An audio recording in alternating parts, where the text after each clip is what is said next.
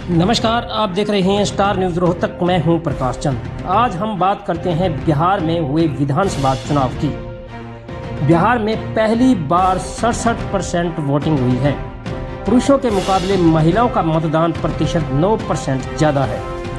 नंबरों के हिसाब से करीब 5 लाख ज़्यादा ऐसे ही पहली बार हुआ है। वहीं 16 एग्जिट पोल्स में एनडीए 243 में से 154 सीटें जीतकर फिर से सरकार बना रही है।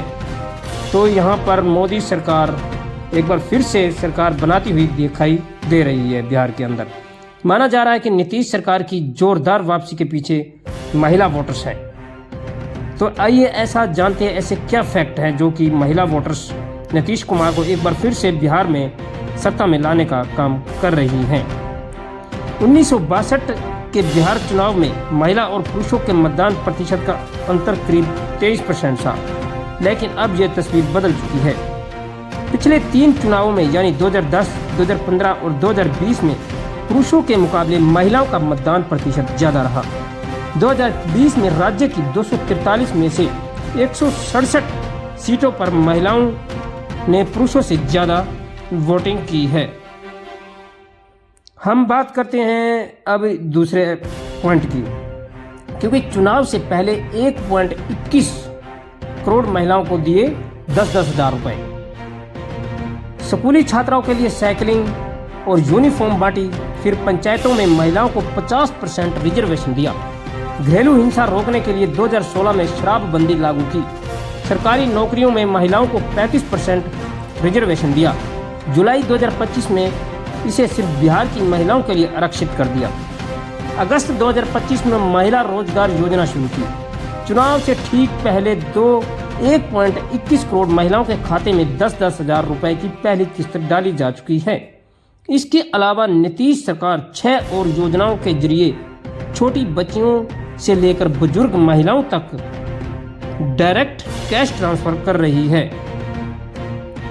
वहीं पर तेजस्वी यादव ने भी वादा किया था कि हर साल महिलाओं को हम 30 हज़ार रुपये देंगे।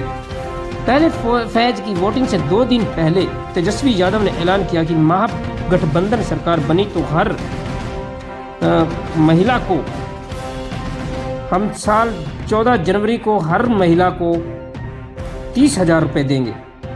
महागठबंधन ने जीविका दीदियों को सरकारी कर्मचारी का दर्जा और 30 हज़ार रुपये तक हर महीने की सैलरी का वादा किया है। अपने मैनिफेस्टो में भूमिहीनों को दी जाने वाली जमीन का मालिकाना हक महिलाओं को देने की बात की है।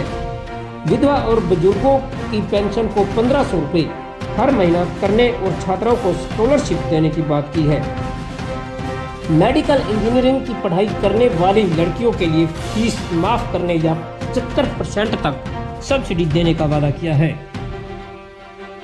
वहीं नवंबर 2023 से अब तक 13 राज्यों में चुनाव हुए हैं। इनमें से 10 राज्यों में महिलाओं को पैसे देने वाली कैश स्कीम लागू की गई। जब वादा किया गया, इनमें से 10 में से 9 राज्यों में योजना कारगर रही, जिसमें बीजेपी ने मोर्चा मारा है। तो आपको क्या लगता है कि अब की बार बिहार में किसकी सरकार बनने जा रही है? स्टार न्यूज रोहतक के सर्वे के अनुसार एनडीए को लगभग 120 से 154 सीटें मिलने का अनुमान है, जो कि अपनी सरकार बनाती हुई दिखाई दे रही है। तो हमें लग रहा है कि इस बार भी भारतीय जनता पार्टी और नीतीश कुमार की पार्टी मिलकर एक बार फिर से बिहार में सरकार बनाने जा रही है। तो आपको क्या लगता है? आप भी कमेंट करके बताएं कि अब की बार बिहार में किसकी सरकार बन